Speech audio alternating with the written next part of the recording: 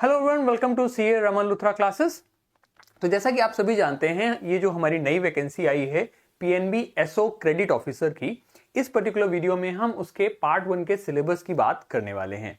ठीक है, तो आप सभी इस चैनल पर जुड़े हुए हैं। हमारे चैनल पर जब 2024 का जब यही सेम एग्जाम आया था पीएनबी क्रेडिट ऑफिसर का, so we gave more than 200 selections. तो आप उनमें से कुछ सिलेक्टेड लोगों की पिक्चर्स देख सकते हो। 200 से ज्यादा सिलेक्शंस हमारे कोर्सेज से हुए हैं। ये सारी कुछ सेलेक्टेड लोगों की पिक्चर्स हैं, आप इनमें देख सकते हो। इसके अलावा जब 2023 में ये एग्जाम कंडक्ट किया गया था तो यहाँ पे आपके 34 सिलेक्शंस हमारे यहाँ से हुए थे। ठीक है, हम बात करने वाले हैं यहाँ पर अपने वीडियो में पार्ट 1 के सिलेबस के बारे में। ठीक, और मैं पर्टिकुलरली आपकी बात करने वाला हूं इस पोर्शन के बारे में, दैट इज इंग्लिश लैंग्वेज। ठीक, देखिए इंग्लिश लैंग्वेज आपकी 25 क्वेश्चंस आने वाले हैं और मैक्सिमम मार्क्स भी 25 रहने वाले हैं। आपका टोटल एग्जाम जो है वो आपका 120 मिनट्स का है। तो उससे आप ये समझ सकते हो कि इंग्लिश के लिए आपको जो टाइम है वो 5 से 10 मिनट, 10 से 12 मिनट से ज्यादा आपको नहीं देना होगा। ठीक, और आपको पता है सही मार्क्स के लिए +1 होगा और माइनस मार्क्स के लिए आपका 0.25 यानी 1/4 की निगेटिव मार्किंग है। ठीक, इसके अलावा ये वाली लाइन यहाँ पे बहुत इंपॉर्टेंट है। Candidates who obtain minimum qualifying marks as decided by the bank in part 1 will be considered for shortlisting of interview on the basis of merit prepared as per the marks obtained in part 2। मेरा कहने का मतलब यह है कि जो आपकी merit है वो आप सबको पता है कि पार्ट 2 से बनेगी, आपके पार्ट 1 से आपकी मेरिट नहीं बनेगी। लेकिन पार्ट 1 में जो मिनिमम क्वालिफाइंग मार्क्स आपके बैंक डिसाइड करेगी, उस बेसिस पर आपकी पार्ट 2 की कॉपी चेक होना या ना होना डिसाइड होगा। यानी कि आपको जो ये पार्ट 1 का सेक्शन है, इन तीनों ही सेक्शंस में मिनिमम क्वालिफाइंग मार्क्स लाने हैं बस। क्योंकि आपके पास प्रोफेशनल नॉलेज वाला जो सेक्शन है उसमें पढ़ने के लिए बहुत कुछ है। तो हमारी कोशिश आपको ये है कि हम आपको कितना मिनिमम से मिनिमम, आपको कम से कम क्या चीजें दे दें, और जिससे कि आपका जो ये एटलीस्ट क्वालिफाइंग नेचर वाली बात है वो आपकी क्लियर हो जाए। ठीक, अगर हम बात करें, आपने इसी चैनल पर देखा कि अगर आप 2024 की बात करें, जब वैकेंसी हमारी ज्यादा थी तो इंग्लिश की कट ऑफ यहां पर आपकी जाती है कुछ 8.5 के अराउंड।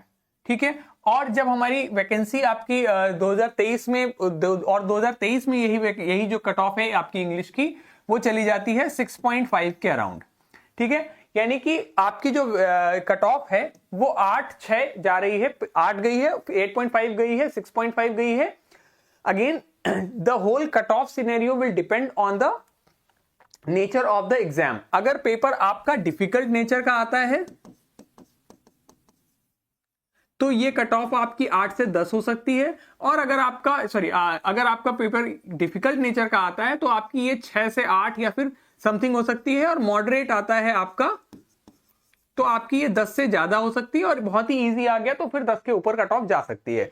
यानी कि हमारी तैयारी एटलीस्ट होनी चाहिए एक्सक्यूज मी, हमारी तैयारी ये होनी चाहिए कि हम 25 में से एटलीस्ट 12 से 15 मार्क्स हम स्कोर कर लें, जिससे कि अगर कट ऑफ ज्यादा भी चली जाए तो भी हमारा काम हो जाए और हमें कोई समस्या ना हो। तो हमारी तैयारी इतनी होनी चाहिए कि एटलीस्ट हम 50% या 40% स्कोर तो कर ही लें। ठीक है, इतनी की आप तैयारी करके चलोगे तो आपको कोई समस्या नहीं होगी, कोई दिक्कत नहीं होगी। ठीक है, ये जो कट ऑफ मैंने लिखी है 0.5 या कुछ इसमें आगे पीछे हो सकता है, वो दैट्स नॉट इंपॉर्टेंट हियर, क्योंकि उसके लिए आप कट ऑफ वाला वीडियो देख सकते हैं, वहां पर हमने उस चीज को डिटेल में डिस्कस किया है। मैं आपकी बात करने वाला हूं इंग्लिश की। जो आपका इंग्लिश का सिलेबस है, जो आपको हमारे कोर्स में आपको ऑलरेडी 17 आवर्स के रिकॉर्डेड लेक्चर्स मिल जाते हैं, जो कि ऑलरेडी कोर्स में पढ़े हुए हैं।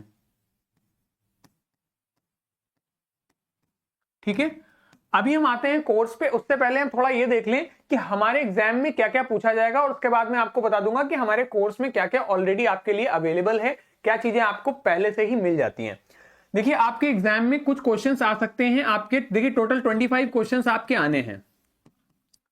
ठीक है, टोटल आपके 25 क्वेश्चंस आपके आने हैं। तो आपके 6 to 8 क्वेश्चंस आपके रीडिंग कॉम्प्रिहेंशन के वो पूछ सकता है।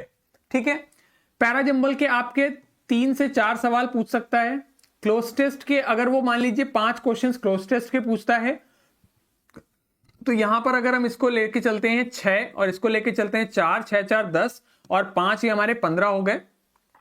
5 क्वेश्चंस आपके एरर डिटेक्शन के हो सकते हैं और 15 20, और एरर करेक्शन के आपके 3 सवाल हो सकते हैं या 2 हो सकते हैं, या फिर आपका क्लोज टेस्ट इसमें पैराजंबल में आपके अगर यहाँ पे 3 हो जाएगा तो यहां पर आपका 3 3 6 5 5 10, 3 3 6 3 9, और आपका उस तरीके से 25 क्वेश्चंस हो सकते हैं। तो कुल मिला के आप आइडिया ले सकते हो कि कितने सवाल आपके कहां से आ रहे हैं। तो कहने की बात ये हो गई कि आपके 5 से 6 सवाल रीडिंग कॉम्प्रिहेंशन के हो सकते हैं, 2 से 3 सवाल इसके हो सकते हैं, क्लोज टेस्ट के सवाल आपके अगर वो पूछता है तो हो सकते हैं, और हो सकता है वो ना पूछे, क्योंकि सिर्फ 25 क्वेश्चंस पूछने हैं तो हो सकता है वो क्लोज टेस्ट स्किप भी कर दे। बट हम एक बार अपनी तरफ से पढ़ के जाएंगे, ऐसा ना हो कि एग्जाम में हमें कुछ सरप्राइज मिले। तो हम अपनी तैयारी पूरी रखेंगे, अगर आता है तो वेल एंड गुड, नहीं आता है तो भी गुड, क्योंकि हम बाकी चीजों की तैयारी अच्छे से करके जाएंगे। ठीक है, तो आपके 5 से 6 सवाल यहां से आ सकते हैं, 5 से 6 आपके यहां से आ सकते हैं, और 5 से 6 सवाल आपके यहां से आ सकते हैं। इस प्रकार से आपका पेपर का सिनेरियो बन सकता है। थोड़े बहुत क्वेश्चन ऊपर नीचे आपके हो सकते हैं, क्योंकि एग्जैक्ट सिलेबस हमारे पास नहीं है कि क्या क्या वो कितने क्वेश्चन पूछेंगे। तो हम ये आइडिया लेकर ही चल सकते हैं कि भैया हो सकता है क्लोज टेस्ट से 5 सवाल आ जाएं, अगर क्लोज टेस्ट से 5 आए तो बाकी में कम हो जाएंगे, और उधर इस तरीके से हो जाएगा। ठीक, अब बात आपको ये समझनी है कि रीडिंग कॉम्प्रिहेंशन क्या होता है आपका आरसी। इसमें आपको एक पैराग्राफ दिया जाता है और उससे आपको क्वेश्चंस पूछता है, और आपको इसको पढ़ के इन क्वेश्चंस को आंसर करना होता है। ठीक, देखिए अगर आप कॉम्पिटिटिव एग्जाम्स की तैयारी करते रहते हैं, अगर आप कॉम्पिटिटिव एग्जाम्स देते रहते हैं तो आपको पता है कि मैं क्या बात कर रहा हूं और इंग्लिश में आपके क्या आने वाला है। लेकिन अगर आप कॉम्पिटिटिव एग्जाम्स नहीं देते हैं तो आपको थोड़ा सा यहां समझना होगा कि रीडिंग कॉम्प्रिहेंशन में एक तरीके का पूरा पैराग्राफ रहता है, जिसमें से आपको क्वेश्चंस पढ़ के आंसर करना होता है, पैराग्राफ पढ़ के। पैराजंबल्स में आपको अलग अलग सेंटेंसेस दिए रहते हैं, इन्हें एक पर्टिकुलर ऑर्डर में अरेंज करना होता है। ठीक, इसके अलावा क्लोज टेस्ट में हमारा एक पैराग्राफ होता है जिसमें ब्लैंक्स छूटे होते हैं और उनको आंसर करना होता है। एरर डिटेक्शन के लिए, एरर डिटेक्शन और एरर करेक्शन, इन दोनों ही सेक्शंस के लिए आपको ग्रामर की अच्छी नॉलेज होना अत्यंत आवश्यक है। ठीक है, और ग्रामर की अच्छी नॉलेज कब कब होती है? जब हम अच्छे से हमें noun, pronoun, adjective, adverb, verb, subject verb agreement, ये सारी चीजों की हमें बेसिक नॉलेज होती है, तब हमारी ग्रामर अच्छी होती है। ठीक है, फिल इन द ब्लैंक्स के लिए आपको बेसिक वोकैब और बेसिक अंडरस्टैंडिंग आपकी होनी चाहिए इंग्लिश के लिए, और इसमें आपका ग्रामर भी आ सकता है, ग्रामर भी रोल प्ले कर सकता है। ठीक, ये चीजें आपको होती हैं, ये चीजें आपको एग्जाम में मिलेंगी। रीडिंग कॉम्प्रिहेंशन के कुछ सवाल मिलेंगे, पैराजंबल्स के कुछ क्वेश्चंस मिल सकते हैं, फिल इन द ब्लैंक्स मिल सकता है, एरर डिटेक्शन मिल सकता है। एरर करेक्शन के अलग अलग फॉर्मेट होते हैं, कोई मैच द फॉलोइंग से पूछ लेता है, कोई क्वेश्चन देके पूछ लेता है, कोई एक क्वेश्चन में ज्यादा से एरर से पूछ लेता है, अलग अलग फॉर्मेट से वो क्वेश्चन पूछ सकता है। आपको क्या करना है, मैंने आपसे कहा है आपको 10 से 12 या फिर 12 से 15 मार्क्स की तैयारी करनी है, जिससे कि आपका क्वालिफाई नेचर का एग्जाम है, क्वालिफाई हो जाए, आपको इसमें टॉप नहीं करना है। ठीक, तो आपको हमारा जो कोर्स है उसमें आपको क्वालिफाइंग नेचर की इतनी आपको जानकारी मिल जाती है, which is more than sufficient, और उससे आपका एग्जाम क्लियर हो जाता है। क्योंकि आप देख सकते हो पास्ट में भी लोगों ने एग्जाम निकाला है हमारे प्लेटफॉर्म से पढ़ के, तो it's very simple that people will clear the examination from here. ठीक है, आपको 17 आवर्स के ऑलरेडी रिकॉर्डेड लेक्चर्स यहां पर मिल जाते हैं। देखिए आपको यहां पर जो मैंने आपको टॉपिक्स बताए, noun, pronoun, adjective, adverb, tense, ठीक है, सब्जेक्ट वर्ब एग्रीमेंट, ठीक है, जितने भी हमारे पार्ट्स ऑफ स्पीच होते हैं, प्रीपोजिशन नहीं, ठीक है, जितने भी हमारे पार्ट्स ऑफ स्पीच होते हैं, इन सभी के आपको 1-1 घंटे के लेक्चर मिल जाते हैं, और उसके थ्रू आप बेसिक अंडरस्टैंडिंग, बेसिक नॉलेज आप कर सकते हो। तो इनके आपको वीडियो लेक्चर्स मिल जाते हैं। ठीक, इसके अलावा आपको एमसीक्यूज मिल जाते हैं टॉपिक वाइज, एमसीक्यूज आपको मिल जाते हैं टॉपिक वाइज, जिसमें आपको इन टॉपिक्स के भी एमसीक्यूज आपको मिल जाएंगे। इसके अलावा आपको एरर डिटेक्शन या फिर एरर करेक्शन, इनके भी एमसीक्यूज आपको मिल जाते हैं। ठीक है, तो चैप्टर वाइज आपको 50-50 एमसीक्यूज मिल जाते हैं, जिनकी आप प्रैक्टिस करके अगर जाते हो तो आपको एग्जाम में बहुत हेल्प होगी और आप एग्जाम आसानी से क्लियर कर पाएंगे।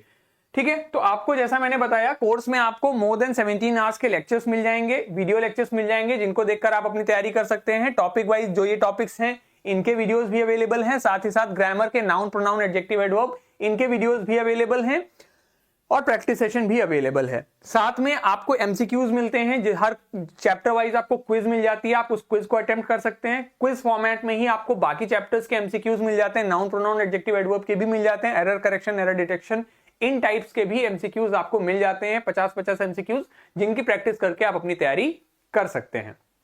ठीक है, तो बेसिकली आपको एग्जाम रिलेटेड जितना भी आपको स्टफ चाहिए, जितना भी फॉर्डर चाहिए, आपको यहाँ पे मिल जाता है और उसके बाद आप अपनी तैयारी को अच्छे से कर सकते हैं इंग्लिश में। ठीक है, तो ये आपका इंग्लिश का सिलेबस हो गया, जिन चैप्टर से आपके क्वेश्चंस पूछे जाएंगे। अनुमानित क्वेश्चंस कितने कितने पूछे जा सकते हैं वो भी मैंने आपको बता दिया।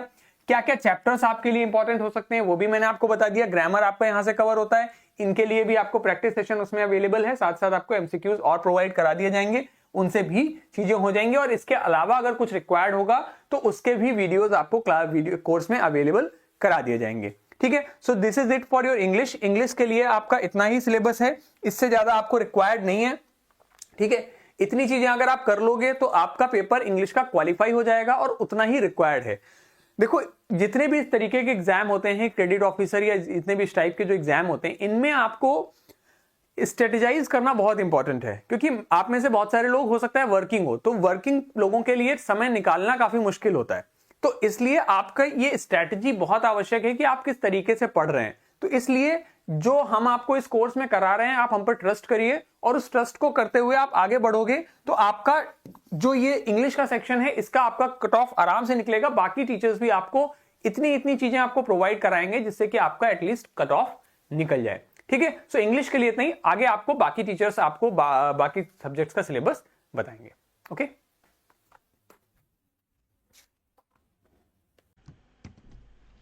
ओके सो जैसे कि आप लोग क्वांट के बारे में इंग्लिश के बारे में देख चुके हो कि 25 क्वेश्चंस है, 25 मार्क्स है। सेम आपको रीजनिंग में देखने को मिलेगा, 25 क्वेश्चंस होंगे, 25 मार्क्स होंगे। बट अगर हम बात करें क्वांट की, तो क्वांट के अंदर आपको 50 क्वेश्चंस और 50 मार्क्स देखने को मिल रहे हैं। लेकिन जैसे कि आप लोगों को बताई दिया गया है कि जो क्यूआरई का ये सेट है, ये तीनों ही आपको जो पार्ट 1 में आ रहा है, ये क्वालिफाई नेचर है। ठीक है, तो सबसे पहले हम बात करेंगे क्वालिफाई नेचर में। तो मैं आपको बता देती हूँ, अगर हम बात कर रहे हैं रीजनिंग की, तो इसका जो अभी लास्ट ईयर का देखा गया है वो अप्रॉक्स 2.5 जो है इसकी कट ऑफ जो है क्वालिफाई नेचर देखने को मिला है।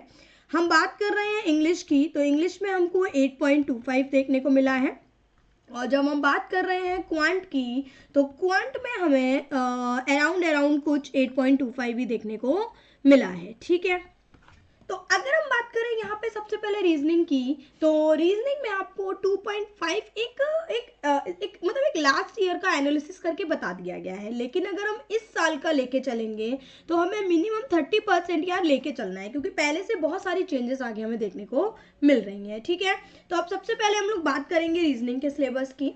तो रीजनिंग में एक बहुत अच्छा टॉपिक होता है पजल एंड सीटिंग अरेंजमेंट, जिसे रीजनिंग का रामबाण बोला जाता है। कि अगर आपने पजल और सीटिंग अरेंजमेंट कर लिया तो हाफ से ज़्यादा रीजनिंग जो है वो कंप्लीट हो जाती है। उसके बाद आता है सिलॉक्स, coding decoding, direction distance, inequality, blood relation. ये 5 टॉपिक कुछ ऐसे हैं कि इनकी मैं आपको छोटी छोटी एक वीडियो दे दूंगी और उन एक वीडियो के अंदर आपका ये पूरा कवर हो जाएगा। कुछ 25-30 में आपको प्रैक्टिस क्वेश्चंस करवा दूंगी, मॉक टेस्ट तो दूंगी, क्वेश्चंस में आपको दूंगी, तो उसके बाद में आपको आप इन्हीं में ही 5 से 6 मार्क्स बहुत आसानी से कवर कर लोगे। ठीक है, अब जब आपने पजल एंड सीटिंग अरेंजमेंट सीख लिया तो आप आराम से 4 to 5 मार्क्स यहाँ से कवर कर पा रहे हो। तो जो machine input output, logical reasoning और डेटा सफिशिएंसी, थोड़े से मॉडरेट लेवल के ये जो टॉपिक्स हैं, इनको आपको बहुत ज़्यादा नीड नहीं होगी, बट इनकी बेसिक नॉलेज मैं आपको डेफिनेटली दूंगी। और अगर आप मेरे इस कोर्स में रीजनिंग को बहुत अच्छे से करोगे, 110% श्योर कि आप इसका क्वालिफाई नेचर क्या उससे भी काफ़ी अच्छे मार्क्स लाने वाले हो, लेकिन आप इसे बहुत अच्छे से क्वालिफाई जो है कर लोगे। ठीक है, अब हम बात करें क्वांट की, सेम लाइक जब हम रीजनिंग की बात कर रहे हैं कि उसका रामबाण पजल है, ऐसे क्वांट के लिए बोला जाता है डीआई के बारे में, डेटा इंटरप्रिटेशन। तो इसके अंदर भी सेम कुछ ऐसा ही होता है कि आप 4 to 5 मार्क्स एक सेट की तरह क्वेश्चन देखने को मिलते हैं। Quadratic equation, number series, approximation और सिंपल क्वेश्चन, ये चारों अगर हम बात करें क्वांट के, तो सिंपलेस्ट टॉपिक्स में से एक है। जो आपको एक एक टॉपिक के अंदर हम आसानी से कवर करवा देंगे। बचा profit and loss, SI, CI, upstream, time and work और मिक्सचर एलिगेशन, ये एक अर्थमेटिक के टॉपिक्स हैं, वो भी एक एक टॉपिक एक एक वीडियो के अंदर जो आसानी से कवर हो जाएंगे और आप 110% इनके जो क्वालिफाई नेचर हैं, क्वालिफाई मार्क्स है, वो आसानी से ला सकोगे। ठीक है, तो अगर आपने अभी तक कोर्स नहीं लिया है तो यार जल्दी से जाके ले लो। ठीक है, आपको अभी अवेलेबल मिल रहा है और आप यहाँ पे कूपन यूज़ करना लॉन्च। ठीक है, इससे आपको डिस्काउंट मिल जाएगा और इस एक कोर्स के अंदर आपको कहीं कुछ ढूंढने की जरूरत नहीं है, एक ही कोर्स में आपको सब कुछ देखने को मिलेगा। ठीक है, चलिए तो अब जल्दी से हम क्लासेस में मिलेंगे बहुत सारे क्वेश्चंस के संग, बहुत सारे वीडियोस के संग, बहुत सारे मॉक टेस्ट के संग। फिलहाल अभी के लिए इतना ही। Thank you, take care, have a good day.